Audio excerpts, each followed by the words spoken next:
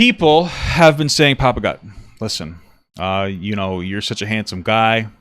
And ever since you inserted yourself into the frenemies drama and you talked about that, we've been like, wow, you're so good at this, and we really appreciate your takes. And again, you're so handsome, so we would really like you to talk about Gabbie Hanna. And so I don't really know too much about Gabbie Hanna. I know that she's kind of out of her mind, and I know that Trisha Paytas is using her as an example, going, oh, look at Gabbie, she's worse than me, so I must be okay. Despite the fact that, frankly, I don't really know who is worst. I will say that, I've talked about this before, that Trisha Paytas certainly is a very manipulative individual, and she preys on her friends. People who give her an emotional chance, she preys on them, and she treats them like shit. And so that's what I have to say about that. So I figured, hey, listen, let's educate ourselves on Gabbie Hanna. Maybe she is worse. Doesn't really matter. You could say Hitler's worse than Stalin. They're still pretty bad. I'm not saying that they're nearly as bad, but I'm just saying, you get my point. So let's watch this video that is about Gabriella Hanna. Is that how you say her name? And it's from a content creator called, it's from Smoky Glow. I mean, I'm very new to drama. I find it fun. It's interesting. They're obviously bigger than me. They got a lot of followers, and they got this long video. It's from, this isn't the video we're watching, so I don't know why I pulled it up. Anyway, you know, here we go. This is the correct one. So this is a lot of her shit. There might be another video to scoop in more of it, but we're going to try to make this one as short as possible. I'm going to make, even though it's a long video, we're going to boost the playback speed a bit, and we're going to try to educate ourselves on Gabbie Hanna. I will say one thing. The one thing that I've noticed for sure is that the greatest crime I've seen from her is that she charges $25 for her Spice account, and there's not even anything on there. Like, it's just a bunch of, like, weird pictures that, frankly, they're not that bad. I don't think that they're worth $25 freaking dollars for. You know? It's weird. So, let's get this going. This is on 1.5 speed, just so you guys know. This way we can get through it as soon as possible. Hello. Hi, how are you? I hope you guys are a little too fast for old Papa Gut and his inability to having an amazing absorb day today. Information. Hello. So today's video, I'm going to keep the intro very short because this is quite possibly going to be the longest video I've ever made. I started a bit of a series. It was a one-time series earlier this year called The Evolution of Blank. And basically I started the series out by doing the evolution of David Dobrik and his content, in which I kind of analyzed his content, analyzed his career, his trajectory. And it was a really fun video to make. I really enjoyed doing it. And there's been a particular person on YouTube, you can tell by the title, that I thought would be really cool to analyze for this series and talk about. So if you guys are interested in that, keep watching. I have a lot of notes. I am a college student, so when I write a lot of these people on these drama channels already talk so fast. Notes, I take it very seriously. So this might be a bit of a long video. I am going to be giving my opinion, so keep note of that too. This is definitely still like a commentary style video, but I feel like I want to kind of discuss everything that's been going on that got us to the point we are now with Gabbie Hanna and her career. So if you're interested in that, keep watching. So Gabbie Hanna actually started her career on Vine, similarly to a lot of YouTubers who became pretty popular, like Liza Koshy, David Dobrik. They all kind of got their start on Vine, which was a 6-second video platform where you basically made videos in 6 seconds, and a lot of people really blew up on the app. Vine actually died, quote unquote, after a couple of years because it just didn't have the longevity, and it's kind of been replaced by things like Musical.ly and TikTok. So this was kind of like the... Let's hope TikTok dies too, guys, for betraying Papa Gut and banning him at 2.4 million followers and verified, and then ignoring me and not even saying why, honestly. I know why. They didn't want me to be verified anymore, which is fine, but they could have just left my fucking account. Anyway, and people don't like me. That's just a whole other story. The millennial version of TikTok, if you will. That's kind of how I would describe it. So Gabbie started there, and she actually became really, really popular at Vine. She started posting in about 2013 and gained about 5 million subscribers before the app actually shut down, which was pretty substantial, especially for the time. A lot of her Vines specifically went viral on Facebook, especially ones that, there was one that she did where she was like a camp counselor. There was one that she did where she was like a mother talking to her daughter. She did kind of character Vines, and those were the ones that tipped. What is, I'd never used Vine. To the most handsome man in the world, blood is red, bruises are blue. Be my Valentine and don't say no! I'm stumped. I think I gotta walk away. No, you can still phone a friend. No, I'm good. But you might win more money. No thanks. No, I'm good. Alrighty, campers, if you were a flower, what would you be? I'd be This is Vine? Wow. Okay. Typically did really well. I would say that her Vine career was a pretty good starting point for her, and it gave her the diving board that she needed to start her YouTube channel, which she did, as most Viners did. Gabbie's first YouTube video was posted September 10th, 2014, and it was basically a Q&A style video. I will say, if you're kind of curious to see how Gabbie has evolved, not just as a content creator, but just as a person, it's pretty interesting to watch this first video, because in it, she's definitely a lot more calm, kind of shy, a little bit more reserved, and she talks... And I talk about this a lot in a lot of videos. I talk about Trisha Paytas, I think Nick Avocado, or whatever the fuck his name is. We talked about that. These content creators become a caricature of themselves. It's really sad, honestly. About just basic things. It was a Q&A style video. So she discussed having a bachelor's degree, where she got it. And you can see that she's visibly like a little bit more nervous. You can tell that switching to this long form style of content is definitely a jump and a leap for her, and something that's a little bit different. It's also important to note that Gabbie Hanna didn't start out on YouTube as Gabbie Hanna. When she first started her channel and her Vine account, she was known as The Gabbie Show, which I think is how a lot of people found her, was via being The Gabbie Show. And she talked about in this video actually why she picked that name. It originally had her whole name, and then she decided she would like to be employable, and so she decided to change it to The Gabbie Show, so her full name was not in connection with any of her social media. Interestingly, is why I have the name Smokey Whoa. But when Gabbie started her YouTube channel, she was 23, and she posted... Me too, that's why I have the name Papa Gut. My name actually isn't Papa Gut, if you guys didn't know that. Pretty consistently throughout 2014. I would say her content is pretty reflective of the general type of popular YouTube content, specifically with Vine stars for the time. She had those kind of clickbaity thumbnails and clickbaity titles like hiking with Justin Bieber or beef with Rebecca Black, like all of these kind of things, but they were just kind of lighthearted, fun clickbait titles. She had kind of clickbaity thumbnails. This was, again, pretty standard for the time, but I would say that her content at that point in time was pretty standard, generic YouTube. It's what a lot of YouTubers were making. They were doing these more kind of funny story times. So far, this seems pretty reasonably informative, because it's not a dog pile. It seems like they're giving Gabbie Hanna the benefit of the doubt, so this seems like a decent video to comments, watch. things like that were very popular on that. Now, going into 2015 from 2014, she was posting pretty consistently on the app still. You could tell that her follower base had definitely followed her in from Vine. She definitely had people, a kind of built-in audience somewhat. While she wasn't getting like 5 million views a video, she was getting really decent views for a YouTuber at that time especially. You could tell that her Vine platform followed her to YouTube. I wish I got any I mean, I get like 800,000 views a week, but I mean, fuck, I wish... Hey, listen, imagine 5 million video views. Sheesh. That'd be cool. I think what's interesting to note is some YouTubers who transferred from Vine struggled with the long form content, where I don't think Gabbie really struggled with that. A lot of like Logan and Jake Paul's first videos were really just a bunch of Vines mixed together. Same thing with David Dobrik. They were still making Vines, they were just making a whole bunch of them, combining them together to be vlogs. Whereas Gabbie's videos, she didn't really struggle with that in the same way that others did. She pretty much just started talking. And once she started talking, she could talk for like 20 minutes. So I think that also made her a little bit unique. Women, am I right, guys? For the time, given what everyone else was kind of doing who had come off of Vine. Now, it's very similar to TikTok, except there's a lot, most TikTokers just can't just exist off of TikTok. It actually just seems rather similar. I'm assuming Vine was more playful. With the amount of time on TikTok, it allowed more like political like commentary or social commentary, and so this or that type of commentary, which is obviously like where I came from. I came from like commentary for political, social, satirical, and now drama, which is actually a lot of fun. I like it a lot. Commentary, it's unfortunate because a lot of these people are encouraged to make videos. You can make up to 3 minutes. You're encouraged to make like 15 seconds and below videos, and it shows that these people sound really intelligent when they only have to talk for 15 seconds, and you don't have to go into, you're not expected or encouraged to go into depth on a particular topic. But then pretty much every other TikToker in the space that I was in when I was on TikTok, they can't exist off of the app. They don't really have the ability to like have a conversation or have like any depth of thought or conversation or anything. And while I know that YouTube is toxic in its own ways, TikTok is especially toxic because it's much more personal, I feel. And the morals of children are platformed first and foremost. And you have a lot of adults in this child space where children are setting the moral tone, and they're just trying to appease and appeal to these children. Now, they're not doing it actively, but when you have like an entire social environment that asks you to do a particular thing or speak a particular way, it starts to invade you mentally, and they're looking for other people to just reinforce what they believe. And unfortunately, that has gotten worse on the app as, you know, they've drastically lowered the standards for what is and isn't reportable. You're seeing so many people getting permanently banned, people who aren't even controversial.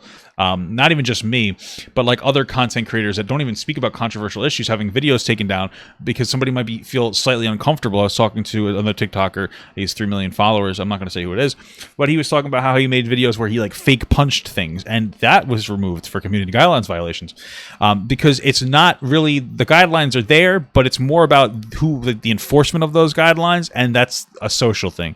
The enforcement of guidelines exclusively happens based on like some kind of an automated system that will watch your video and try to pick up on particular cues to remove it before it gets put up, or mostly kids on the app that don't like something, they feel uncomfortable by a particular thing, and that's the unfortunate part of TikTok. Sorry for the rant. First video for her that really blew up was uploaded in June of 2015 and was called My Psycho Roommate. This video now has over 7 million views, but at the time you can definitely see the spike in her numbers, where this video was a really big one for her. Just based on analytics, I think this was probably the video that opened her up to a bit of a wider audience that wasn't just people following her over from Vine. In the video, Gabbie was ranting about an experience with her LA roommate and just kind of going off kind of the typical story time. I think what kind of set this video apart too from the other story times she had been making up until this point is she had made story times that just didn't get as many views as this one. I think the difference was her anger, her rantiness. She was not afraid to go off on this girl. She was not afraid to be like real and upfront and pissed. And I think that was something that was really interesting and attractive to a lot of viewers. It was funny to watch this girl be very bold and say like, hey, my roommate's... It was cool. People really enjoyed it. So after the success of this video, Gabbie continued to make more content like this through 2015. She did kind of the standard YouTube thing. Thank you very much for the sub. I really appreciate it, Princess. How have you been doing? She like had a stalker, her Uber driver tried to kill her. We got an update on the psycho roommate. So there was a lot of these more like clickbaity storytime things that we were seeing from a lot of storytime YouTubers in 2015, but they were mixed in with collabs, which I think collabs in 2015 especially were just starting to become a really big opportunity for a lot of YouTubers. This is kind of when a lot of YouTubers started moving to LA. So they were all in one central place. They could cross promote on each other's channels. So she has a ton of collaborations and also just like random DIY videos. Like I said, pretty standard content for the time on YouTube. And her channel was steadily growing and steadily getting more views as time went on. So now we kind of get into the vlog squad phase. And I would say that the vlog squad was a pretty poppin' time for Gabbie. I would say this was like a really good time for her because between 2015 and 2016, David Dobrik's content absolutely blew up. And with that, all of his friends and the people who were associated with him who also started vlogging also blew up. Gabbie happened to be in that group of people. It was basically a large group of people who used to be Vine stars, and David would just film their life. And Gabbie was in all of these videos. So if you're talking about collabs becoming popular because you're all cross-promoting on your channel, think about every single day new people are finding David Dobrik, and in turn, new people every single day are finding someone like Gabbie Hanna through his videos. And the way she portrayed herself in his vlogs were definitely very similar to how she portrayed herself on her channel. She was very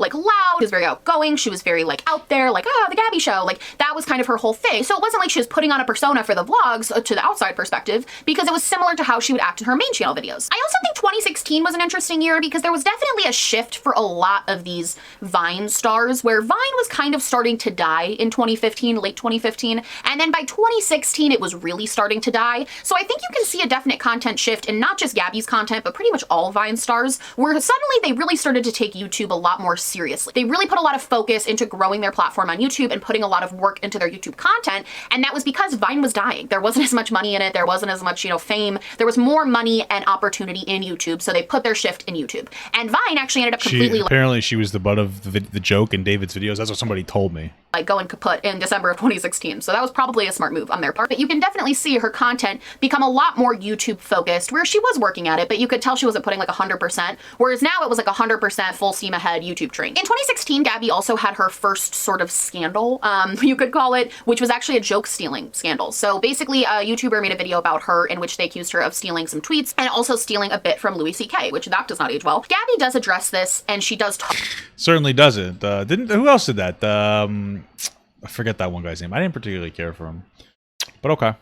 Louis CK is pretty funny. Talk about it, and I think looking back on which of course doesn't age well because a lot of his former content was a bit racially charged and whatnot, and he also did a bad thing with women. So this initial kind of apology video. It's called Let's Talk About Joke Stealing. It's still live on her channel. I think this is kind of an interesting thing to look at and kind of see starting a pattern of behavior with certain things, only because in this video, she did apologize and own up to stealing one of the jokes. She didn't apologize and own up to other things because she said, like logically she didn't steal them. It was just more likely that they had the same thought. She said the tweets were just a coincidence. She did acknowledge that she unintentionally stole a joke from Louis CK. She said she just must have heard it before and There's some, I forget what it's called. There's some kind of like a psychological process where like you hear a joke and then you forget, or you hear a thing and then you parrot it, but you think it's yours. I forget what it's called. Then thought it was her own thing and then said the joke, which, okay, I'm not here to like nitpick if that's true or not. Like, I don't know her intentions. I don't know if she purposely took the joke or not. It's hard to say. However, I think the way that she addressed this scandal was a little bit interesting in the sense that she definitely says some things that she still says today about constructive criticism. She basically wished that the person who initially called her out for these things, the person who made the video about the joke stealing, hadn't done it so publicly. She kind of criticized that person for not being so nice about it in their video. That's so. I mean, like, listen, I don't know the specifics, but what I will say is that once you enter this type of realm, like it's, you know, you no longer are afforded the courtesy of privately reaching out. Like, could you imagine that though? Like, really think about it. Then imagine that somebody reached out, "Hey, Gabbie, Hanna, I'm a nobody, and I saw that you criticized. I don't know, maybe this guy was bigger, but I saw that you stole a joke. What do you think her reaction would have been? Like, who cares? I wouldn't care." You know, and so like, of course you're gonna do it publicly, and then like you still say like, listen, it's my bad, not a big deal though. Like, I probably heard it somewhere and then I took it. I don't think I mean, if Louis C.K. wasn't coming after her, it wasn't that big of a deal, right? A Louis C.K. would be the person that would be like the authority on this type of scenario, right? So like, you know, get over it a little bit. That's all I have to say. But yeah, like, you no longer get afforded that. Now, respectfully would be nice, but like, you know, sometimes you gotta take shit with a grain of salt on the internet. Video and how they should have reached out to her privately to address the situation, in my opinion, defeats the point of saying something. Because if this person had called her out privately, what were the odds that she would publicly come forward and talk about it? Yeah, probably pretty slim. So while she does apologize and owns up to where she made a also mistake, really not, she kind of also turns around and is criticizing the person for calling her out, which again, just looking back on everything that's happened since then, it does seem to be kind of a pattern of behavior with her where she does apologize, but she also gets angry at the people calling her out. I also would like to note that 2016 brought about a bit of a change to Gabbie's just overall appearance, which I'm not going to focus on too much just because I don't think it's really that pertinent, but I will say it definitely changed up her content a little bit. Her change in her physical appearance definitely changed up the style of content she was making because she did start doing a lot of content that was focused around this physical change. Whether it was videos talking about her hair a bunch or videos talking about her weight loss, that definitely did also evolve her content. So by 2017, Gabbie was sitting at about 4 million subscribers and was one of the biggest YouTubers on the platform at the time. She was pretty well loved. She was at all the VidCons. At this point, she was still kind of in David's vlogs, and her content was kind of a mix of random story times, challenges, and kind of also just random aesthetic things. Like, she did this series where she remade her sister's cringy Musical.lys, which was not something a lot of people were doing. She did these carpool karaoke, but it was like Scene Kid edition. So stuff that definitely played into her vibe and her aesthetic that she kind of put forward. But also stuff that was still, again, pretty standard for the time, pretty standard popular content. So 2017 was also when another sort of, I don't want to call this but a scandal, and I'll tell you why. I think that this situation also definitely played a role in why what's happening now happened. But basically, this was the Rice Gum situation. So Gabbie and another YouTuber named Rice Gum, who arguably is probably one of my least favorite people on the platform. Yeah, I don't know too much about Rice Gum, but I think he's kind of fucking stupid. I don't particularly care for him. Him and Gabbie got into a bit of an altercation at a party. Basically, Gabbie went up to him with her Snapchat out and was like, hey, I guess they had some previous beef. He said her nose was big or something. And so Gabbie went Hey, he's not wrong. It's like, hey, Baba Guy, you're bald. Like, no shit, huh? You know? to him with her Snapchat out and was like, hey, Rice, like, let's do a rap battle. And at first, he kind of seemed to play along. And then she made a joke about him having a ghostwriter, which when you watch the video back, you can tell really pissed him off. I guess he went to grab her phone. I mean, he probably did have a ghostwriter. I mean, you know, but if you're going to make that joke, I mean, you know, you're obviously, you know what you're getting yourself into if you're going to make a joke about somebody like having a ghostwriter. He probably does have a ghostwriter, although maybe that's too complimentary of his terrible content. But like, you know what you're getting into when you make that joke. You know he's going to get a little bit offended. You know what I'm saying? And there was some tugging back and forth of her phone. Wow, imagine having a ghostwriter for terrible content. That'd be fucking incredible. I couldn't imagine it. And he ripped her phone out of her hand. He smashed the phone on the ground. Jesus, and then he left what a loser. And Gabbie kind of made a Snapchat story pretty instantly saying, Rice Gum just hit me and smashed. Wait, how did she smash the phone if it's still okay? That's weird to me. My phone. And what the real focus became of this story, as far as like how the news, it was Keemstar, as far as how like Keemstar and like Philip DeFranco covered it in drama channels, the real focus of the story was like, did he hit her? From what I've seen of Philip DeFranco, what I've seen of Philip DeFranco, he seems like a pretty decent guy. Keemstar is really just like kind of like, it's just the scum of the earth, bro. I mean, this guy, like, this is I've talked about this in such depth already, but this guy is like this Keemstar really is like a bad guy. Like, this is a 30-something, 40-something year old man who doesn't understand like just basic morality. He has like the perspective of a child, and he's done some really shitty things. He's a rape apologist. I don't like Keemstar. And in my opinion, looking back, Keemstar's the way a that I weenie, think the YouTube community really allowed Rice Gum to mock and attack her, when regardless of the situation, he couldn't have ripped her phone out of her hands without physically at least touching her in some way. So regardless of— This sounds like this girl's acknowledging that she conflated the story. That's what I'm hearing right now. So she conflated the story. Turns out she probably didn't hit her based on this girl's verbiage right now, and so she got slack for lying, which, yeah, like, why do you need to lie? Like, yeah, you ripped the phone out of your hands and smashed it. What a scum asshole. Two things. One, maybe this is just my lack of education, but she still had the phone and it worked, so it wasn't really smashed. It was just, like, probably broken in a little bit in some capacity. And two, if he didn't hit her, you can't just claim that he hit her. That's loser shit. Of that, the way that the YouTube community let him mock her, and then he made this diss track titled "I Didn't Hit Her," where he again just mocks her. He made mocking Snapchats about her. I mean, like, listen, no for nothing, but if a woman lied about me hitting them, I'm not gonna pull any punches. But all jokes aside, like, that's a really serious accusation, saying that a man hit a woman. I mean, I don't know the specifics. He might have been rude, but, like, lying about getting hit, that could honestly put somebody in danger, especially a man. Honestly, because if that could get you hurt. I'll beat the fuck out of a guy that hit a girl. You know what I'm saying? Back and doing the research into this, I was a little bit grossed out at how the YouTube community reacted, and I think that this also again played a part into Gabbie's sort of distrust of drama channels and commentary channels. It's weird to look back on that situation and see people defending Rice Gum for physically taking away someone's property and smashing it. Like, everybody's focus was on, like, oh, Gabbie's too dramatic. Even if she was being a little bit dramatic, he is the one in the wrong. So it's very interesting how that perspective got twisted. For sure, he is in the wrong. The problem is that she decided to, like, take it to, like, this next level. It's like, yeah, he did a bad thing by smashing the phone, but even right now, like, like, that false accusation can be very harmful. I can understand why somebody would focus, like, very heavily on that, honestly, because, like, that's not a good thing. That could lead to somebody getting hurt and in danger.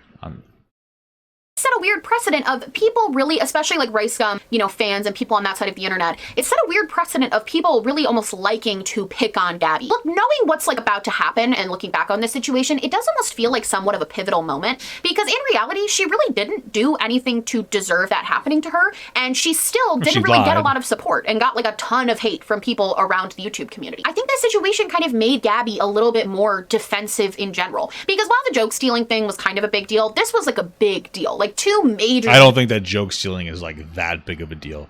I mean, she stole a joke, not as somebody who isn't a comedian, from Louis C.K. Like, did Louis C.K. be like, hey, Gabbie Hanna stole? He probably didn't give a shit even if it is true.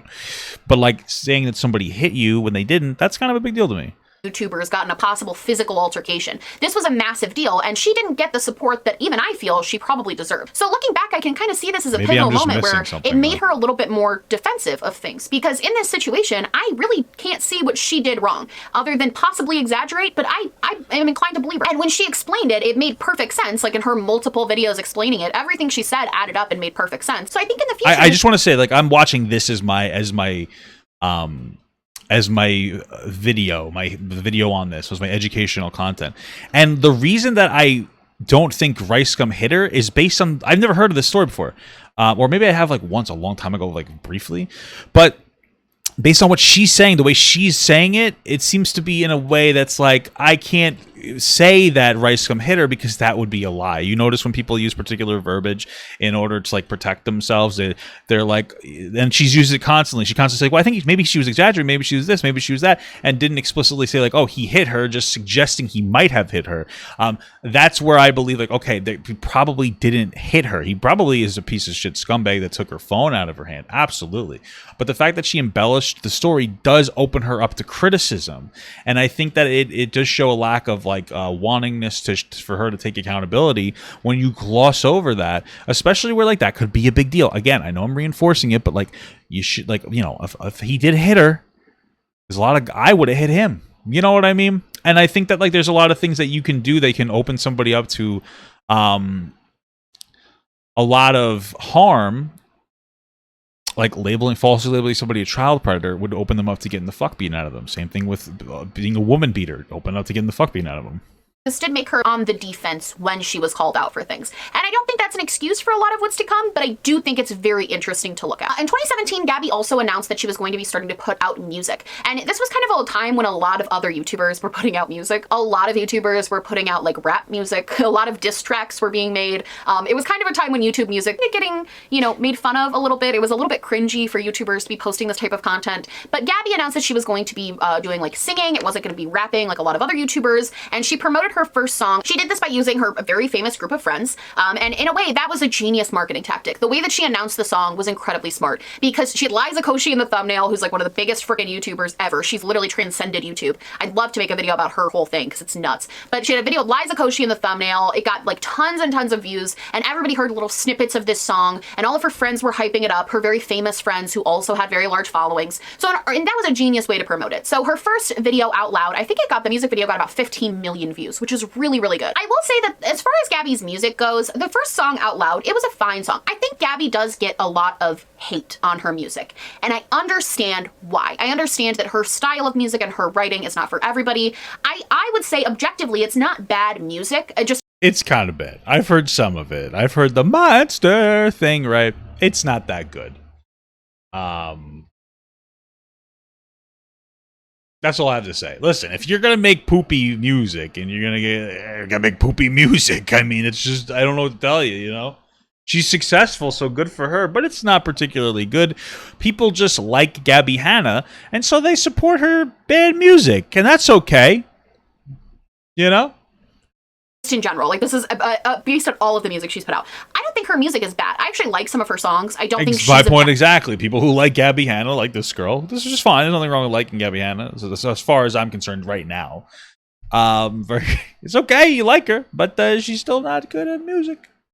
Bad, singer. I will say, I think her, and I've said this in other videos, I think her live singing just needs a lot of work. And I think that's where people don't always take her music as seriously, is because yes, her perfected, audio tracks and her music sounds great, but if you can't sing as a live singer, I think that does discredit the music a little bit because people tend to think that a lot of the perfecting of that was in editing. And I think the problem with that is when you're a YouTuber trying to also be a musician, that's already a bit of an uphill battle that you're trying to climb. You're trying to be legitimate because when you're not a singer and you're trying to do something that you're like, if you're trying to do something you're not good at, it's an uphill battle. If you're a YouTuber with a platform, singing isn't an uphill battle unless you're a bad singer. Okay, just so you guys know. Has a music career. Like there's tons of other YouTubers, Lauren Gray, Dixie D'Amelio, like there's tons of these internet people who are trying to also bridge into music. Yeah, but they kind of stink also. I mean, what was the song, Dixie D'Amelio? I just wanna be happy. Like that was it's not even just the song. We also have this like misconception that music is just about being good. I know that sounds weird, but it's also about experience. A lot of times people will convey emotion through their songs, and they have a particular style and attitude, and like a lot of times people respect people more that talk about songs that are like relatable. And if like the only relatable content that you have in your music is that you're sad sometimes, and this is in the case of Dixie D'Amelio, like who's gonna give a shit? I'm just saying. And it's fairly obvious that they are not necessarily the most musically inclined people. Yes. So when you are trying to do that uphill battle into becoming a legitimate musician from an internet personality, there isn't a lot of room for error. And I think where Gabbie messed up was she did live performances before she was ready. She didn't do the proper vocal training before doing a lot of these live performances. And I think that really, really screwed her long term. But that's, just a side note about the music. The other thing that I think is interesting to note is when this first song came out loud, she had a lot of connections within the YouTube community. She was friends with the Vlog Squad. She had a ton of famous friends who had other famous friends. So her video and her music was pretty widely supported in the YouTube community because she had so many connections. During this time, she also rebranded to the name Gabbie Hanna, which is who she is now. So she dropped the Gabbie show and kind of made something a little bit more professional sounding. I think it was probably for her music, to Gabbie Hanna. Looking back, I think 2017 was kind of the peak for Gabbie in her career so far. I'm very hesitant to say anybody's peak has already happened because I don't know what her career is going to bring for her. 2021 could be like the best year of her entire life. She could gain 10 million subs, like who knows? Well, if only we could travel through time. But I will will say, as far as what her career is up until this point, I do think 2017 was kind of the peak and the highlight for everything, and was realistically one of her biggest years on the platform and most successful years on the platform. And I think a lot of that was because she was friends with the right people, she made content that was attractive to the YouTube algorithm, just pretty family friendly in general of like sponsorships. So she was probably making a ton of money, was really attractive to YouTube as a company, and they were probably really pushing and promoting her stuff as well. You retire. Before 2018, her content definitely shifted. And I don't want to focus too much on her appearance because I think she's beautiful at any stage in this whole thing, but I will she's all right. No, I'm not going to sit here and say she's ugly. I mean, say I think her content shifted to transforming her hair, getting her ears pierced, getting plastic surgery, which was just like a nose thing. A lot of focus on her weight loss because she did lose a really substantial amount of weight. And in 2018 also we saw the disappearance of Gabbie from David's vlog. She wasn't really in the vlogs anymore. She wasn't really hanging out with the vlog squad as far as the public was seeing. Well, what's the story on that? Is it because David Dobrik's a fucking creep? Like what I mean, we know he is, but like what was her reason for disconnecting? Was that the reason? And she was also kind of finding a new group of friends that weren't necessarily YouTubers. I have to say before I continue as well, I think that I can understand why Gabbie... Was Gabbie Hanna the one who lied about Trisha having herpes or something? And hopefully they'd cover that. Wanted to not be a part of the vlog squad anymore. I can understand that point. I know that she claims there was no beef, but other people in the vlog squad tend to say there was some kind of beef. It's really not clear what exactly happened between all of their friendships. But I will say I can understand why she wouldn't want to be a part of that environment anymore. I can understand why she wouldn't want to constantly be being pranked, wouldn't want to constantly be being filmed. Every time you hang out, you're filming. Everything is about content and churning out content and making content. It does work for the people. Also, now we know David Dobrik's a kind of an asshole, so, you know, and inappropriate, doesn't really understand boundaries. So, yeah, I would definitely disconnect from them, especially if I didn't need them anymore, because they don't seem like particularly valuable friends. Who appear to be in the squad still. They seem to be fine with it, but I can understand why that dynamic would not be for everyone. So I can respect the decision she made, or whatever happened, whatever beef happened, whatever. I can respect that decision to kind of bow out of that, but I do think career-wise, it definitely kind of made a hit for her career. I also think that the fans of David Dobrik and the Vlog Squad, I feel like the fans of them, because they think something shady happened with Gabbie, it kind of turned them off to her as a person. I don't know, that's just a theory, but I can definitely see that happening, where if they think something shady happened,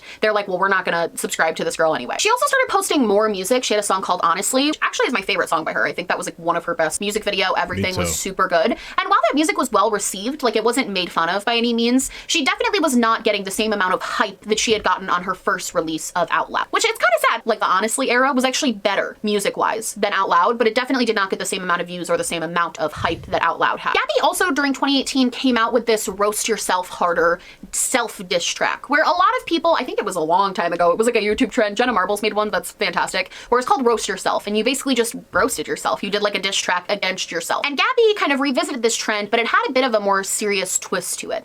And while I think that this diss track was well received by other YouTubers or people in the YouTube community, and even, you know, people who are really big fans of YouTubers and super into YouTube culture and understand like all of that, I think that this was the start of Gabbie writing music that was almost a little, I don't want to say too personal, but she started writing about things and making, you know, music and art about things that were solely pertaining to her.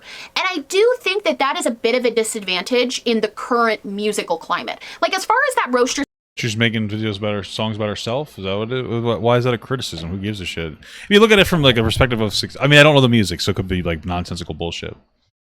But if you look at this from like the perspective of like honesty, like what's wrong with that? If you look at it from the perspective of money, then all of a sudden, you know, you will see more problems. Yourself Harder diss track, it's now sort of turned into a bit of a meme, especially on TikTok. People kind of make fun of it. And while I personally didn't really see an issue with it, I can understand why. She's in the song, she's like, you know, people starving and I get gold for this. That was one of the quotes. She goes really fast, then she's like, whoa. And people always mock that on TikTok too. And I do think that this was kind of the start of the disconnect between her and her fans, because before her content kind of centered around, you know, stuff that was relatable. We've all had like a pathologically lying ex or a guy that like lied to us. There were relatable stories. Her songs were relatable. They were things everyone could relate to. And I feel like she started kind of twisting her content and her writing into this more hyper-specific to herself language. And I think that started to create a bit of a disconnect between her and some of her fans. Other thing that I think is really important to note during 2018 is that, frankly, when she started in 2014, a lot of her fans were younger kids. At this point in time, fans who were maybe 13, 14 when she first started making content were now 17, 18 years old and probably had different preferences in content. So much older, am I right, guys? Oh, That's but I one of the understand what hard you're parts saying. It's just about not having wrong. a younger fan base is they're going to age out of you eventually. And I think Sure, that's what kind of that's fair. started happening to Gabbie in 2018 was a lot And of I don't know Gabbie's content, but it seems like a lot of these content creators are less interested in like evolving with their audience or even personally evolving, and they're more interested in kind of staying in a particular space. And then you end up just kind of running your audience dry in general. You know, I don't know. Honestly, I think that there's an aspect to that. people who had been there since the very beginning definitely did start to age out of her content a little bit. And while Gabbie was still doing well, Like, I'm not saying like, hey, you should completely shift all your content and you should change 100%, but like you should grow as an individual. Although maybe it's not even that. Maybe she grew in a different direction. Maybe they, you know, the people didn't age out. They just grew away from what she was doing in general.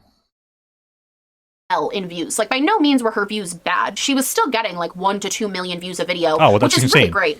Her views had definitely dropped from 2016, 2017, when she was then who getting like cares? 3 to 5 million views a video. She was definitely going down a little bit. The end of 2018 was kind of a mess. I think that's like a big problem is like the perspective people have on content. And it has like a drastic, and it's probably why she probably did get to a point where she was super duper focused on views more than like making decent content. You know, people look at their relative views and they go, oh, I'm not getting as much attention as I used to get, even if you're still like largely successful. Like for instance, I have a platform. I have 133,000 followers on YouTube, but my engagement's very, very low considering the number of followers. But the reason I have that many followers really is because I used to be like a big TikToker, and so some people just jump over and follow just because they like TikTok. Yeah, they like me on TikTok, and so like if I sat here and said, "Oh, I'm not doing as well as other people with a large of a platform are doing," that would upset me. But I don't do that specifically because it's like, okay, I understand why. That's really it. I understand that the reason why is because like I got a lot of, I guess you can call them free views, honestly. And so like if I look at it independently from how many people are following me, I'm like, oh, I'm doing pretty well. Like I'm doing well. My views could obviously be better. Of course, everybody's views could be better, but like I'm making a living off of YouTube right now. You know? And so like that could be very mentally stressful if you allow people to kind of invade your perspective on yourself, and you start doing comparisons. This guy asked if it's heroic. It's literally like you could see that this means it's heroic, you silly goose. Anyway.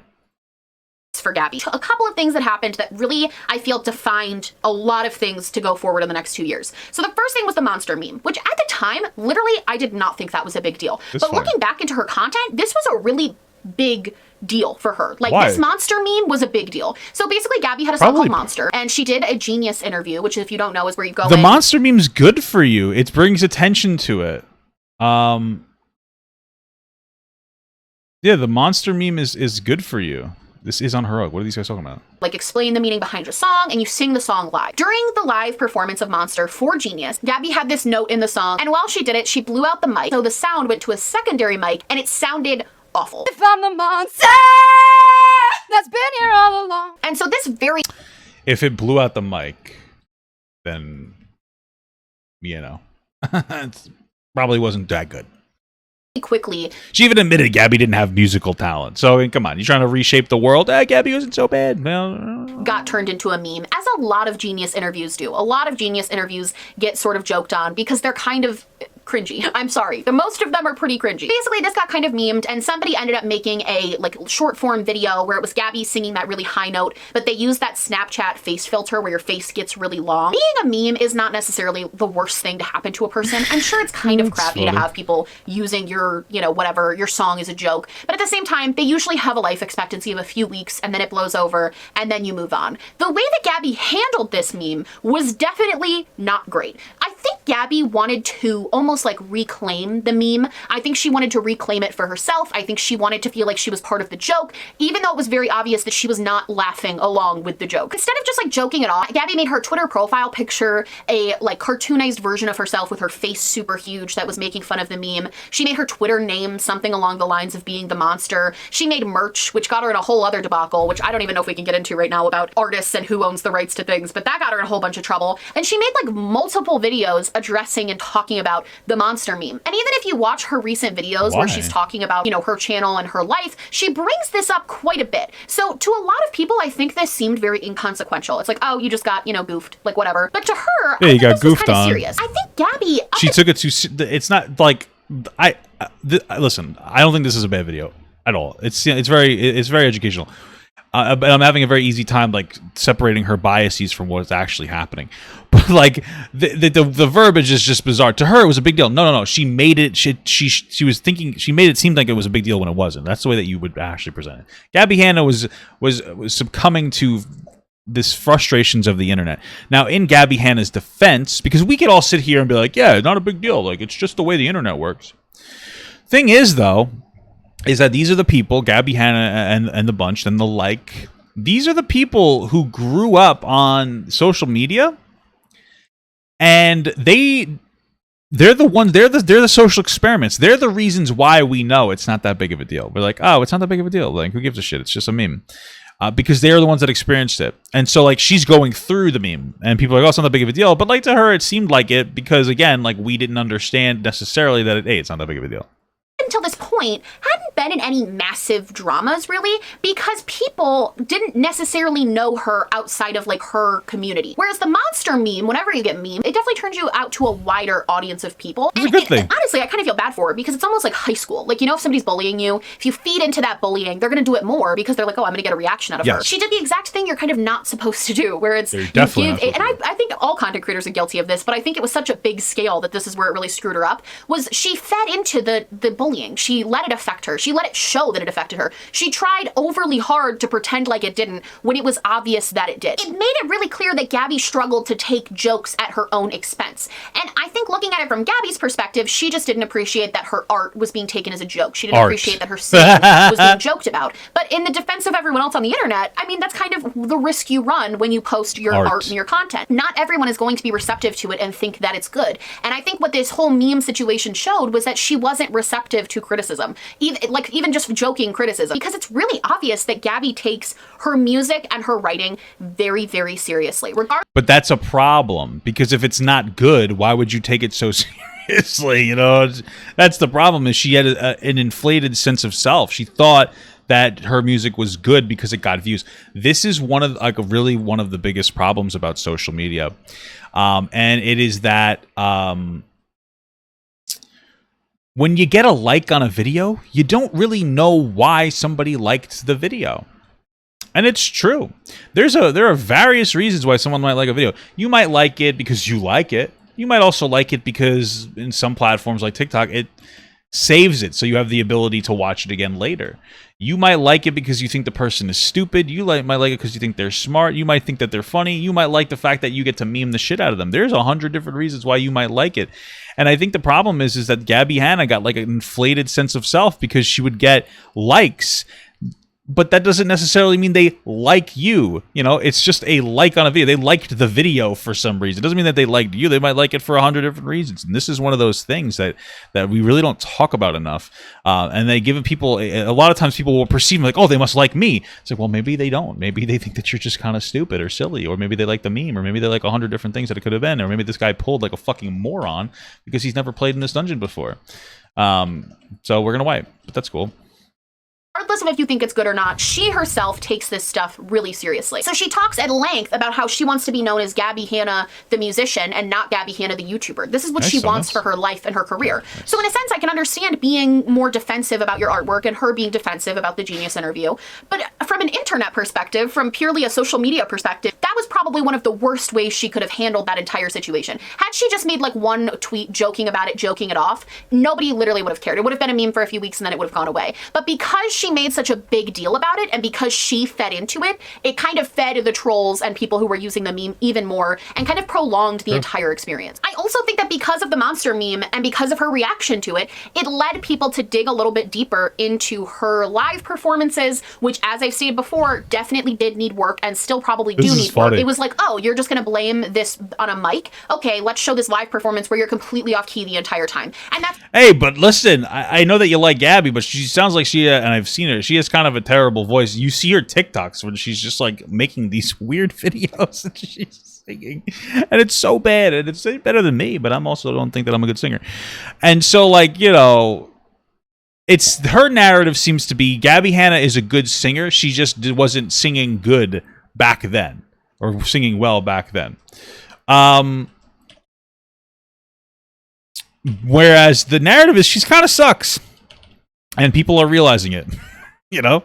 What people did, because I think in a way people were kind of pissed that she was trying to blame a microphone on the audio being so bad when it's very obvious she's not the strongest live singer. She actually did do a series. She's not the strongest there's a guy singer here on YouTube who does like vocal coaching, and she actually did a series where she worked with him and her voice did improve, but I know she doesn't work with him anymore, so I don't know what happened. And I think because all of these live videos were coming out again, maybe she felt like she was just too good for it because she's such a good singer.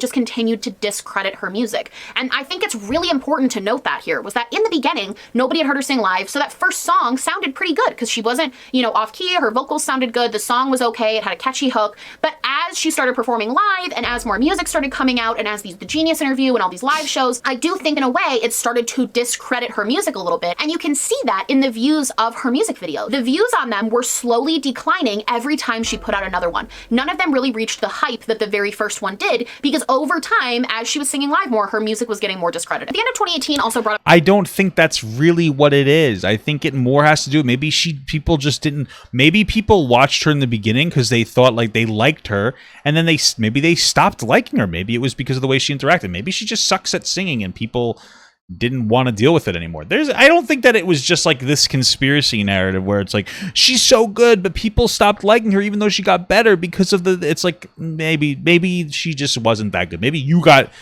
liked her more, but if she's so good, keep making the music and maybe it'll hit at some point, up to Kenza Cosmetics. And it was already hitting. It wasn't even like we're saying this in like a relative sense, like it only got 1 million views on YouTube. Like what the fuck? You know what I mean? Like, what is hitting to you? I do a podcast, and my podcast views overall are worse than most of my other content. My best podcast view and I just started it up, so I only have 2 episodes up, but my best podcast views have like, as much as like my average views will get on my channel in general. But I don't consider that a failure. I'm happy that many people will watch it. My best podcast has like 7,000 views, and my videos average around 5,000 or 6,000 on like on low end, and like maybe a little 10,000 on the high end. So they're hitting like the average, but they're not my best performing videos. I still wouldn't consider it a failure, Scandal, which I'm not going to get too much into, but Gabbie did address this. By the way, watch the podcast. It's very cool. One of them that's coming out is going to be about James Charles. Very poggers. It'll be out actually before this video is out. And other people that are bad. Like EDP. And I think this was also, again, really where the downfall started to happen. Because Gabbie was involved in a brush scam, basically. It was this brush company that said the brushes were worth $78, but you could actually just get them for free if you just paid shipping and handling. I kind of remember hearing about this. I do kind of remember hearing about this. Was, I believe, $10. Gabbie promoted like this along with a few other influencers, and it turned out that brush company wasn't really sending out the brushes. It was kind of a deal of these obviously aren't $70 brushes. They're, $10 brushes that you're paying $10 for. The cost of the brushes is hidden in the shipping fees, and a lot of people felt it was really disingenuous for a YouTuber, especially of her caliber, to be posting this to her young audience. In this video addressing the brushes, Gabbie famously said the words, "I think that you need to manage your expectations," which really became an ongoing phrase that gets thrown back at her a lot. If you look at most of her videos— Did she say that? Well, okay, so this is the way I look. It's like, okay, so a company approached her. They said, we have these brushes that we could say are retail for $70. And she's like, okay, and she promoted it like that. Then she realized, like, oh fuck, they're actually dog shit brushes. And then instead of being like, listen, they duped me too, she doubled down, probably for the sense of making money. And they're like, hey, listen, they're free brushes. Manage your expectations. Now, practically, yeah, you should. And let's understand that, like, you're saying, like, well, kids were the ones buying them, so of course, why would they have expectations of shitty product? Well, it's because the kids have parents buying them. So if your parents didn't go, it's probably a cheap shit brush, then that's kind of on them. Like, the parents should know better to be like, yeah, I know how infomercials work. You know what I mean? That's really the way that we kind of need to understand that. It's still shitty, but like, you kind of manage your expectations from a practical sense. Like, a lot of times they'll upprice it. It's called perceived value. They'll upprice like the perceived value of a particular product so make it seem like it is like actually more valuable than it is. I'm sorry that it happened. I just I don't care too much about that because it's just stupid. You know what I mean? Like, it's not a good thing or a nice thing, but like, it's not something that I'm like, oh my God, Gabbie Hanna. Like, Gabbie Hanna got mixed up in trying to work with a brush company, and that's why I don't work with a lot of like the advertisers that reach out to me, because I don't believe in the product. where she's complaining about something, notably somebody will say manage your expectations. And I think, again, this really just shows the pattern of behavior of Gabbie was willing to be like, hey, I'm sorry, but she wanted to place the blame on the people who were upset with her. This is kind of time and time again what we've seen from her different scandals was her apologizing but still placing blame on others. Now, 2019, Gabbie put out more music. Again, the views were still just kind of pretty steadily declining. The interest in her music was obviously declining a little bit. They were by no means performing poorly. I'm just saying compared 15 million views to 5 million views, that's a decline over time. During 2019, Gabbie also started a pretty extensive like a whole cleaning thing on her channel where she basically just cleaned her apartment. That was the whole gig. She just cleaned her apartment, and those videos actually did do decently well on her channel, but again, they were getting 1 to 2 million views, and compared to her 2017, 2018 videos, they weren't pulling in the same numbers. During this time, Gabbie also made a couple of weird videos where she talked about the fact that she didn't even really want to be a YouTuber anymore. That she didn't like find joy in creating YouTube content. She found joy in singing, but she just did YouTube to pay the bills. And honestly, as a subscriber, like if I had been a subscriber and like a fan of hers, I can imagine being kind of upset by hearing that. Kind of like, well, why am I watching this content if you don't even really want to be making it? You're just making it to make money. I think that's one of the fastest ways to turn people off to you as a creator is by saying that you're only doing something for the money. I mean, like, I don't know the context in which she said it, but like, I feel like, again, manage your expectations. Like, I genuinely enjoy doing what I do. And I'm just like fortunate that I, whatever, that I get to do it. But like, God forbid, Gabbie's like, yeah, I like the music more, but I do this because I got to pay the bills. Like, I actually respect that. Not just for the honesty, but just because like, yes, that's how fucking life works, bro. Like, you got to pay the goddamn bills. That's just what it is. I don't know. Like, so far, I'm not like, I don't like Gabbie Hanna. Like, I don't dislike her. I don't really dislike her so far. Like, it is what it is. It's just life. It's like, imagine saying that. See, this is the problem, is that like, your audience is usually like kids. And so that kids like are so upset. It's like, what? You don't love me? What do you mean? You don't love making content that I enjoy? What the fuck? It's like, God forbid you show a human side of your body. Like, what do you want her to do? Lie? I mean, like, does that make it worse? She's like, yeah, she pretended to like me.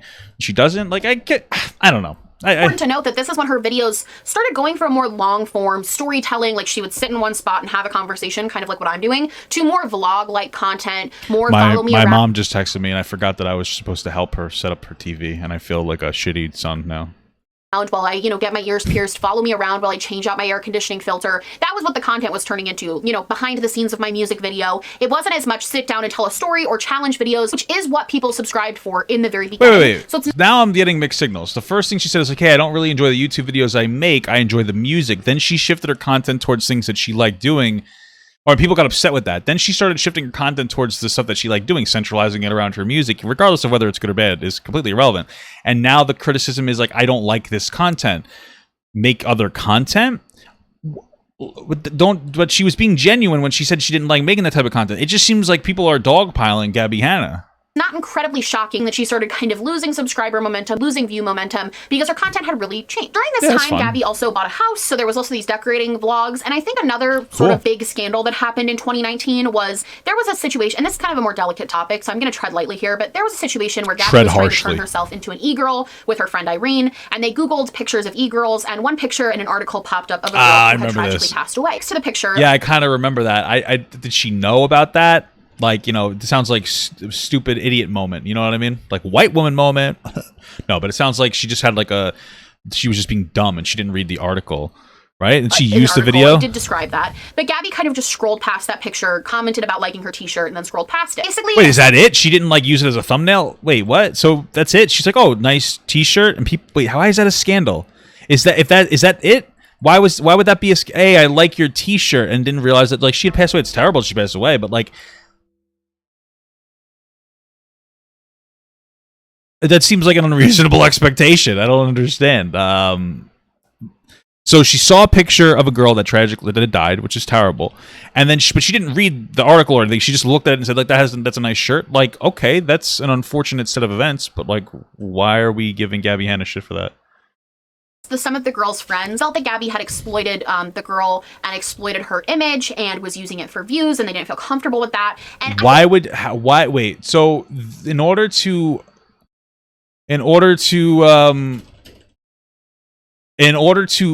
wrap your minds around this, what they're saying, you have to believe that Gabbie Hanna wanted clout off of a dead girl. So that means that you would have to think that she intentionally and actively sought out a picture of a dead girl, knowing she was dead and making sure people thought she was dead to get the clout, or else why would that drum up controversy?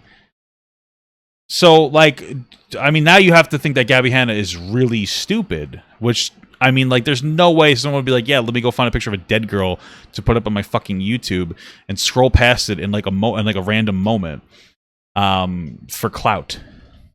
I don't subscribe to the idea that that would ever happen. Maybe she put it in a thumbnail, but again, I don't think that's the kind of attention nobody wants. And she's already a rather big content creator. Why would she even feel like she needed to do that? This is insane. I think the real way that Gabbie messed up here was just the fact that she didn't just immediately delete the video as soon as somebody pointed it out. The video stayed up for about a week before she finally deleted it. To me, I think that was the only real mistake. Well, if it's like a 1 second in passing situation, why would she fucking delete the video? Made. I don't think, I know this might be unpopular because a lot of people commentated on the situation at the time and were very, very upset with her for doing this. I don't think there was, looking back on that situation, and even at the time, I've never thought that there was any malice to that situation. She didn't like put the girl in the thumbnail. The title had nothing to do with the girl. It was very obviously just a mistake on her end where she just didn't. Wait, she didn't put it? Title had nothing to do with the girl. It was very obviously just a mistake on her end where she just didn't read the article right and just edited it together quickly. I do think where she made the mistake was not just immediately deleting the video. She did later make a response video to this where she said she reached out to the mother of the girl and that the mother was not upset with her. And to me, that's enough. Like, okay. The reason this kind of also made people a little bit angry was because of a situation in 2017. Basically, Gabbie made a video. It was a story time video talking about a girl who had her high school of a overdose. And the moral of the video, I do think, she must have died of an overdose. Okay. I think talk about why, you know, don't do drugs. That was obviously the moral of the video. However, she's censoring drugs? What the fuck? Okay. I guess YouTube is much more strict back then. First of all, there's a couple of concerning things about this for me. Number one, the original story time is still up on her channel right now. Like, you can go watch that video right now where she discusses the death of a classmate. The thing that bothers me about that is the death? You can go watch that video right now where she discusses the death of a classmate. The thing that bothers me about that is the next week she had to make a retraction video to that because the family of the victim was so incredibly hurt by that video, and her whole hometown was really, really hurt and upset. Yeah, it sounds kind of dumb to talk about like a tragic death in your hometown. That sounds like you'd be kind of stupid there.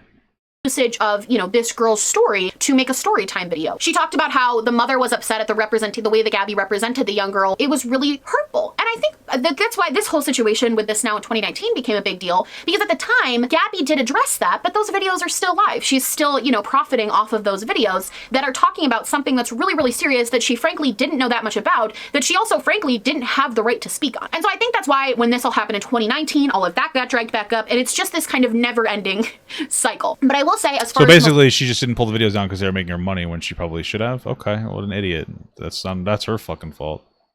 Recent issue, don't agree that she did anything malicious or horrific to this young girl. Her mother was obviously, you know, so upset about everything getting dragged back up. And I agree with Gabbie that even talking about it to that extent and putting this girl's picture in thumbnails probably caused more pain than Gabbie did by just having her picture in the video and not knowing the situation. I actually agree with her on that. So the end of 2019 also brought about a ton of drama. If you're noticing a theme here, it's that every year something major happened with her. And I think that is something important to note, because I think the accumulation of all of this and the gradual escalation of more and more drama coming out definitely played a part in the disinterest in Gabbie. I think people were over the drama. I'm not going to go too much into the Jessie and Trisha drama just because I think it's really been talked about at length, including by myself. But basically, Trisha Paytas made a video talking about Gabbie Hanna, just kind of discussing that Gabbie Hanna had spread a rumor about her having an STI and how she was a really manipulative person. And then Jessie Smiles also made a video talking about how Gabbie Hanna had not been supportive of her when she was had done some things.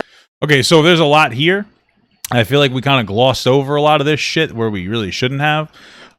I have a limited understanding, and I think it's a little bit dishonest and disingenuous to not talk about these in more detail.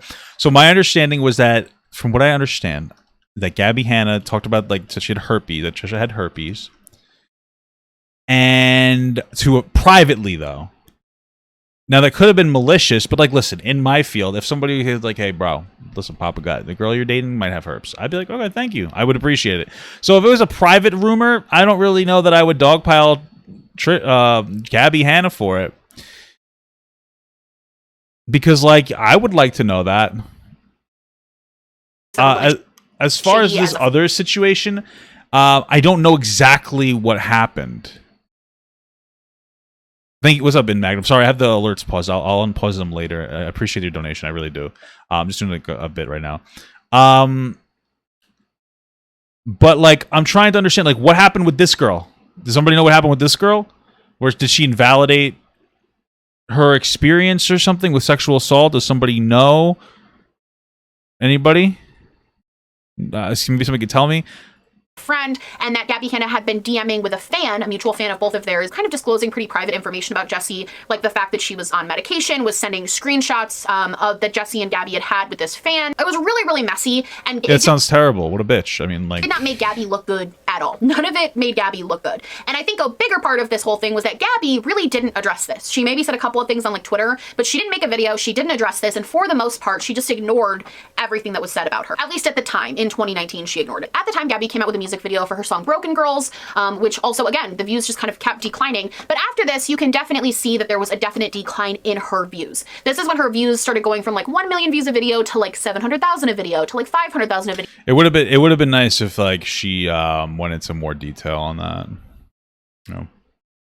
Which for a channel of her size is low. Now in future videos, Gabbie said that the reason she ignored this for so long and ignored this situation was because she didn't want to feed into cancel culture. And I mean, say what you will about that, I don't know, but that was the reason she gave for not discussing it at the time when it happened. I don't think she fully anticipated the effect that this would have on her channel, the effect it would have on her views, the effect it would have on her music, the effect it would have on everything. So this kind of brings us to the present, and Gabbie did start slowly addressing things that had been said about her. Well, a big trend on YouTube a while back was to talk about Gabbie Hanna's poetry book, because she did come out with a poetry book. I swear, there's so much to unpack here, but she did come out with a poetry book called Adultolescence around 20. All right, so people are telling me that Jessie Smiles got sexually assaulted by her partner.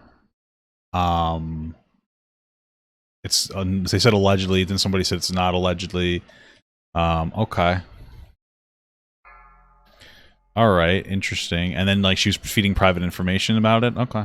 2019, 2020, this book started getting a lot of hate, and really that was just because it was kind of obviously a little bit half. Rachel Oates has a really fantastic video analyzing that book that I think is really great. So Gabbie made a video addressing the criticism of her book, and in that video she also announced her brand new book, which was coming out, which I thought was interesting. Time to plug your new book. But she did address the, criticism of her old book. And I think what was really telling the video was, again, a same pattern that I've been trying to show with this video and that I'm seeing in this video is she was like, I am receptive to criticism. I understand the criticism, but she talks at length about how that criticism should have been constructive and how that criticism should have been, not as mean, basically. And to that, I really just have to say, I think Gabbie is, even from, the joke stealing thing all the way back in 2016, I think Gabbie is really under a false assumption that all criticism has to be constructive or positive, when that is just not the case. Well, I don't know, because this girl glanced over it, it seems like she may have invalidated somebody's like experience with sexual assault. I don't know if that's true or not. But like, yeah, no, not all criticism has to be constructive. Like, the world doesn't owe you anything, for sure. It's an ignorant perspective from Gabbie Hanna. Doesn't have to be constructive or helpful to you or beneficial. Is it a bonus when it's constructive? Sure, but it doesn't have to be. Because a criticism is negative or mean doesn't mean that it's not constructive. I would argue that Rachel's video, which was about, Gabbie Hanna's poetry is bad, backed up why she thought it was bad. She explained at great detail how she could back up the thesis of her video, which was that your poetry was not great. If the only— yeah, who cares? Your poetry sucks. Get over it. Like, I don't understand. I just, like, you made something, you're so famous, people want to talk shit about it or talk about it in general, and it sucked. Who fucking cares? Like, your poetry is terrible. Like, you're a bad poet. Get over it, dog. You know what I'm saying, dude? Criticism that you are taking as a person is criticism that is wrapped up in like a nice little present and handed to you in a nice way.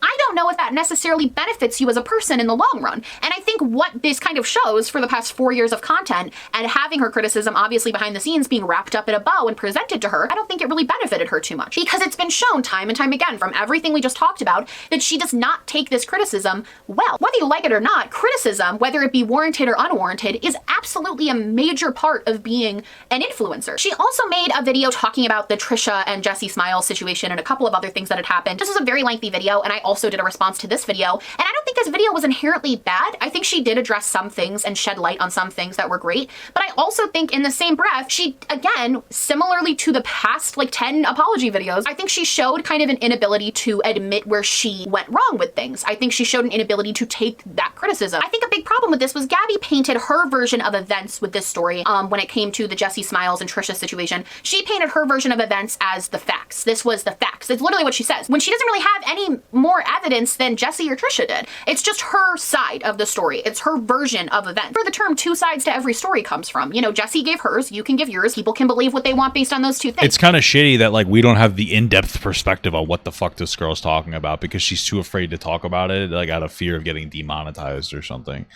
That's what I'm assuming is the reason that we haven't gone into depth about what the hell is going on here. Yeah, that's just what it seems like to me.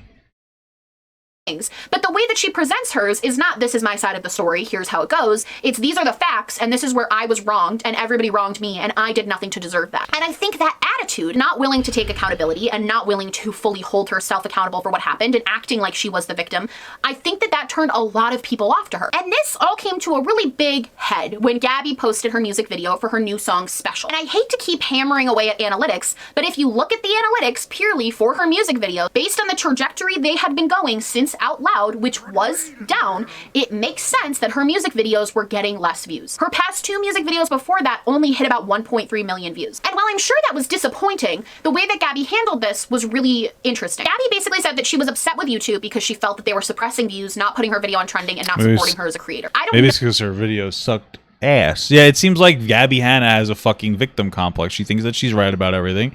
She can't take accountability when she's wrong about something.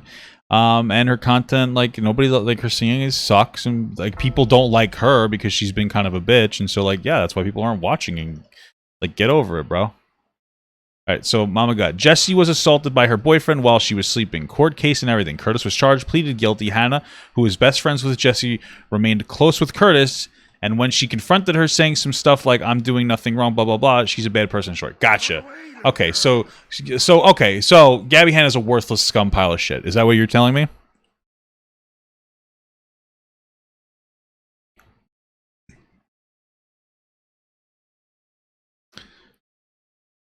Because what it sounds like the story is that so this guy sexually assaulted a girl, and then she stayed friends with the person who sexually assaulted her and invalidated her sexual assault experience. Like, Jessie confronted Hannah, like, why are you still associating with my assaulter and you're my best friend? Oh yeah, then, you know, Gabbie Hanna's a worthless scum pile of shit. That's all I needed to hear, that Gabbie Hanna's a fucking piece of shit that invalidates sexual assault survivors, and she deserves every bit of hate that she gets, and that, like, nobody should love her for the rest of her life. That's pretty much what we're getting here. Okay, yeah, fuck you, Gabbie Hanna, you're a bitch. Everything else doesn't really matter when it comes down to, like, the roots of shit. If you're invalidating, like, an objective sexual assault, he pleaded guilty. Why were you? Why? Like, how are you friends with somebody who sexually assaults people? Like, how is that a thing? It doesn't even matter if you're a friend with the person that they assaulted or whatever. Like, you're done with them. You're completely done with that person. That person's a social pariah. Like, fuck that person. Like, they're a loser. Why would you be like, okay, so Gabbie Hanna's a loser. Okay.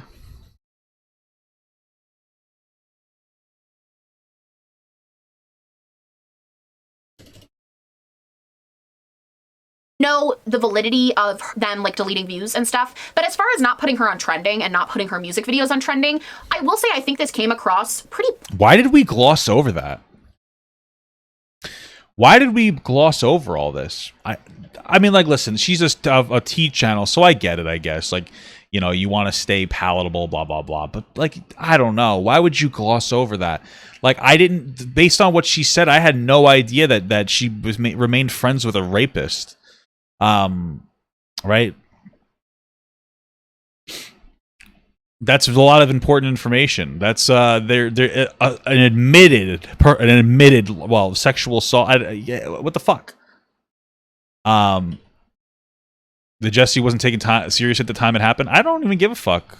Did she ever walk it back and say, "Wow, reflecting on that, I was a piece of shit scum fuck"? Like, did she just say that? Because then I'll be like, okay, she owned up to it. Now we can move on. We can move forward. I'm okay with that. Did she ever do that?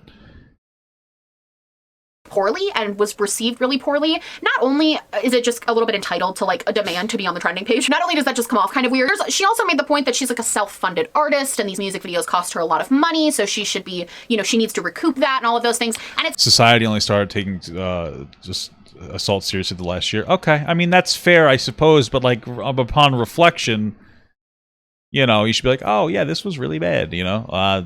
Did she reflect? I mean, like, it's fucking terrible. She didn't reflect. Okay, then fuck her. It's like, there are, you know, thousands of self-funded artists who are trying to make it on YouTube who don't have nearly as many advantages as you do by having such a built-in, you know, audience of people. Even if that audience is and such a good sense of smell. Gabbie Hanna has an excellent sense of smell. Over the years, this is still a built-in audience that you have. Even the fact that any of your music videos have been trending is pretty phenomenal and fantastic. So from everyone else's perspective, her first music video was trending. You know what I mean? Like you were always trending. I think it did feel, except for like fans, you know, who want to support her, I think it did feel a little bit, you know, weird to be complaining about not trending. This also spawned into Gabbie being upset with YouTube for pushing drama content over her own content. She showed how the algorithm favors more dramatic content and how that was you know, it's so funny, like there is an algorithm like aspect to these things, but like the algorithm is just what people prefer. Am I not going to get healed? Like I don't understand. Do you have a fucking, are you fucking stupid?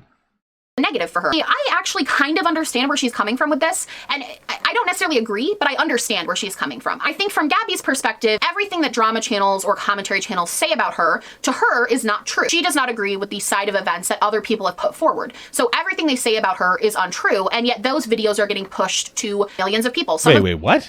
Say about her where she's coming from. I think from Gabbie's perspective, everything that drama channels or commentary channels say about her, to her, is not true. She does not agree with. I don't like what this girl is saying. Like, yes, of course, from somebody's perspective, people are saying things that are untrue, but that doesn't mean that they're not true. So, like, it seems like this content creator is very apprehensive about weighing in on this situation.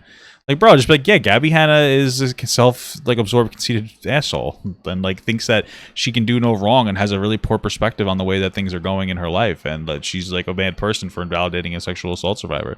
Like, just say that. Just say the honest truth. He's saying like, well, Gabbie, from her perspective, I can, because then you're like, I understand where she's coming from, because she thinks people are lying. Just because you don't understand the truth doesn't mean that you get like a pass. Okay, you don't get a fucking pass for it. It's crazy to me.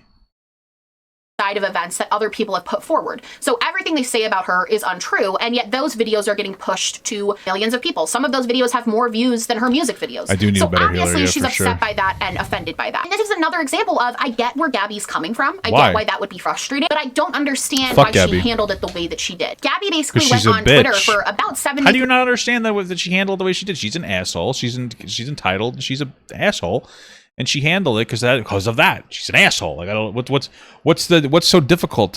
What's the difficult concept here? I don't understand. 3 hours straight and was just purely responding to everything that got I'm gonna probably I really watch can't her even new video describe after everything this. that happened Maybe on not Twitter, today, but I'll but focus on what happened on her channel. Gabbie did multiple live streams on her vlog channels where she discussed YouTube shadow banning her purposefully, and how they purposefully were suppressing her content, how they purposefully were not really giving. Hey guys, my content's not doing as well. I think I must be shadow banned. I must be on that shadow ban that all the youngsters are talking about. It must be that. It can't be that my content sucks or that I'm a bad person and people don't want to consume me anymore. It's got to be the shadow ban. I fucking hate. I got to say that I hate DPS that don't watch their threat. Like, come on, dude. This is classic. Get over yourself, bro. Giving her the views that she deserved. And I think where a lot of this didn't add up for a lot of people was, if you purely look at Gabbie's analytics, it shows a gradual decline over time. And I think this, combined with all of the drama she had been in, started to show this decline. Gabbie claims that after the Jessie video, her channel was shadow banned by YouTube, and she said YouTube would not trend her YouTube videos. What are you talking about? You take a plea deal, that means you plead guilty. You don't plead not guilty. If you take a plea deal, you say that you're guilty. What are you talking about? I'm so confused. Wait, so somebody in my chat was like, oh, I just read that Curtis pled not guilty and took a plea deal. And that's not how it works. If you take a plea deal, you're pleading guilty. If you're not guilty, you don't take a plea deal. Plea deal equals guilty. As you could, there's no, like, if somebody said that you taking a plea deal means you're pleading not guilty, then that is a factually incorrect statement. Or her music videos, unless she would specifically like mention it and then magically they would trend. Personally, looking like me personally, if I was accused of sexually assaulting somebody and I know I didn't do it, I wouldn't take a fucking plea deal. I would say I didn't fucking do this. I'm not going to take a plea deal. It's very bizarre in general. Honestly, it's very bizarre. And then also, you have to know that if you have friends that are engaged in this type of situation, where like one of them is claiming sexual assault, like you're choosing sides. You're choosing sides. So do you think that like the girl wasn't sexually assaulted? I mean, I guess we could look into it. I don't know. I'm just trusting, you know, my partner that is literally half of the success of my content over, you know, most other people. Yeah. Early the analytics, I think the decline was a lot more of people just kind of losing interest and being over the drama rather than a shadow banning. Looking at her analytics, you can see that her views have gradually been declining since 2018. Oh, so he assaulted her too? Oh, so even if the... Okay, well, this is not any... I mean, I suppose it's better by comparison. What's this guy's name? Let's look into this. Let's look into this, okay? Curtis. Plea deal. Let's try to look into this. Accuser... What's his name? What's this guy's last name? Curtis Lepore. Alright. Takes B deal in rape case. Is a major dick about it. Okay, I don't really care about that perspective. So felony assault in court is no longer going to trial. Okay, so yeah, he took a plea deal. I'm going to read into this in a second after I'm like done with this. Remind me again, and we'll look into which that. Is arguably when she started posting more music content and distancing herself from the blog squad, and her subscribers have also steadily been... So like again, like so, I find it weird. He took a plea deal. So let's say that he didn't sexually assault her. He still beat her. Are we like that's okay? I wouldn't be friends with somebody who beats people in general, especially a man who beats women. Hot take. Whoa.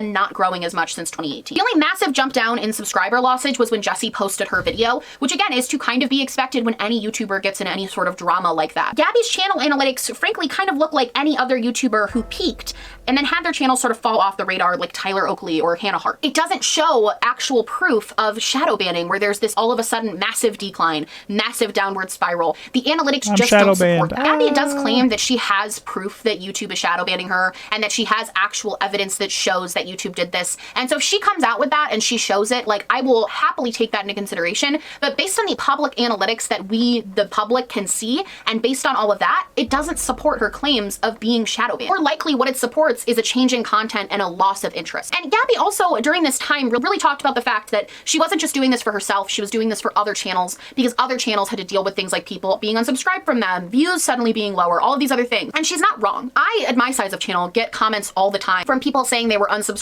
to me, or people saying they didn't get a notification from a new video even though they had the bell turned on. YouTube has a lot of kinks, and she's not wrong about that, but I don't really, I'm not gonna lie. Again, as from like a creator perspective, I did not feel like Gabbie was trying to like look out for the little guy here. It seemed like she just wanted her stuff fixed, and then once that was fixed, everything would be fine again. Gabbie has had a long journey from Vine to YouTube to where she is now, and while she hasn't posted on her main channel or any of her other social medias in a while, she has been starting to post on her podcast again, which went from being called Box of Thoughts to Unfollow Your Dream. I don't really know how to say this without sounding mean, because I do think there were certain times the community as a whole kind of ganged up on Gabbie too much, but I will say it's very obvious that Gabbie has trouble taking accountability and also definitely self-admittedly struggles with criticism. Any influencer on this platform, that would be an issue. I also think a big fault of Gabbie's is that she's almost like too honest about things. We see a lot of influencers apologize even when we know it's like Tana Mojo, Jake Paul, they give these apologies and we know it's not real. Whereas Gabbie, you know, what would be refreshing if she was a little bit better at taking accountability, won't just apologize for the sake of apologizing. She's not just going to apologize to appease the masses. Shut the hell up. Here's the backstory. Mr. Lepore and Jessie, whatever, Vasquez, known as Jessie Smiles, went through Vine, the 6-second recording. They've been popular routines, blah, blah, blah, blah. We don't know what exactly happened to Mr. Lepore and Mrs. Vasquez that night. Maybe the accusations are maybe they're not. What we do know is that he took a plea deal on February 21st, pleading guilty to felony assault and effectively rid of... Okay. Here's what the accuser had to say.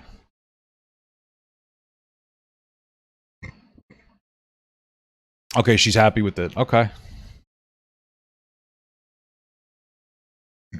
Okay. The rape charge has been dismissed. You only... So what's the felony? So he assault... Like, so this is our perspective, is he assaulted somebody? Yeah, he's still a scum fuck.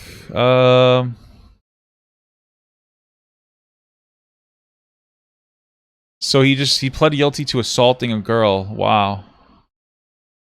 You've ever seen a girl lie, manipulate a man to get her way? I dated one girl and she told me she was gonna... Okay, whatever, dude. You're a weirdo. This guy's a scumbag. Like, this guy assault... Like, your best case scenario is you beat a woman or you hit... Like, I don't... Okay. Yeah, I would brag about that too. Fucking idiot. It's ridiculous. They're so stupid. These two need to stop dying. If she doesn't think she did really anything annoying. wrong, she's going to tell you. And I do think that over time, continually not taking that accountability has contributed to all of this. At the end of the day, I don't really know what Gabbie is going to do next.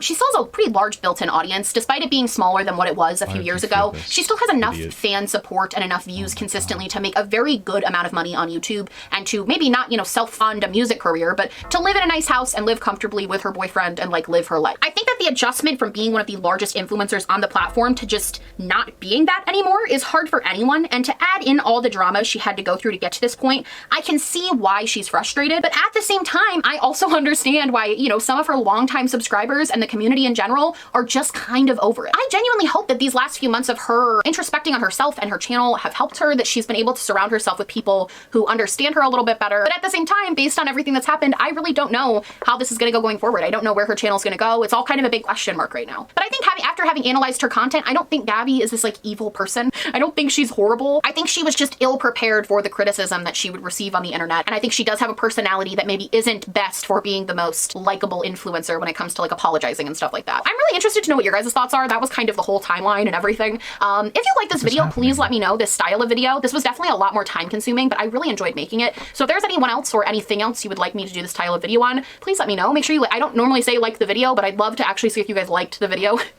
It's okay, generally. I didn't particularly care for, not talking more in depth about the serious accusations and issues going on. That kind of irked me. I will not lie about that. But sure, it was fine, I suppose. It was something. Yeah, so far, what I take away from this is that Gabbie Hanna started off, she got dogpiled on some dumb bullshit. This is my take on it so far. Of what I know about Gabbie Hanna. Gabbie Hanna started off, she got dogpiled on some dumb shit that wasn't really that she shouldn't have gotten canceled for. I forget specifically what it was, but it was in the beginning of the video. Then she started to believe that because that was wrong, I would just make the assumption that she thinks that all of the criticism against her is somehow wrong, when that's just clearly not the case. And that's led up to this moment. So she has a friend where she allegedly sexually assaulted, a friend that was allegedly sexually assaulted. Why are you fearing these? They're so annoying. By your other friend, by her partner. And then the charges were dropped to just felony assault. Not a big deal, am I right? And she still maintained friends with somebody who would beat the shit out of somebody. So yeah, Gabbie Hanna, for what reason? To maintain a professional relationship? Why would you want to be friends with somebody that's abusive? I don't understand. So it's, I guess, up in the air whether he actually sexually assaulted Jessie Smiles. But what we do know is that he at the very least admitted to felony assault, which means he's a scum fucking loser that shouldn't be friends with anybody. And then, we have to get there, because apparently in a recent video, Hanna said, Jessie is my abuser. Wow. Holy shit. Okay, well, that's, we'll have to see that. Hey everyone, if you liked that video, don't forget to like, comment, and subscribe. And don't forget to follow my Twitch, Instagram, Twitter, Discord, and TikTok. All links are in the description. Also, check out my Patreon if you'd like to support me even more than you already do. Thank you so much, everyone. I love you all.